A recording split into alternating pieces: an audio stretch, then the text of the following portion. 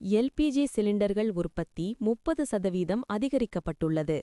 எனவே மக்கள் பீதியடைய வேண்டாம் என மத்திய அரசு அறிவிப்பு வெளியிட்டுள்ளது.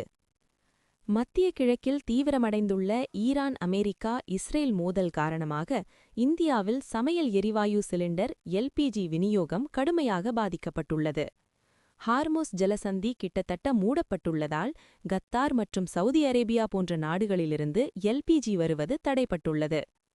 இதனால் கடந்த சில நாட்களாக வணிக பயன்பாட்டுக்கான சிலிண்டர் விநியோகம் நிறுத்தப்பட்டுள்ளது. இதன் காரணமாக அச்சமடைந்த மக்கள் வீட்டு உபயோக சிலிண்டருக்கான புக்கிங்கை அதிக அளவில் செய்யத் தொடங்கினர். போன் மூலம் அதிக அளவில் புக்கிங் செய்யப்படுவதால் அந்த சிஸ்டம் செயலிழந்தது. இதையடுத்து எல்பிஜி ஏஜென்சி முன்பு அதிக அளவில் பொதுமக்கள் குவியத் தொடங்கினர். இந்நிலையில் எல்பிஜி சிலிண்டர் உற்பத்தி 30% அதிகரித்துள்ளதாகவும் மக்கள் பீதியடைய வேண்டாம் என்றும் மத்திய அரசு நேற்று அறிவிப்பு வெளியிட்டுள்ளது.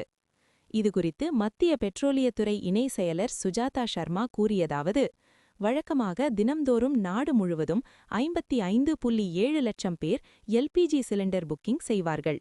சிலிண்டர் கிடைக்காது என்று கருதி கடந்த சில நாட்களாக 75.7 லட்சம் பேர் சிலிண்டருக்காக புக்கிங் செய்து வருகின்றனர்.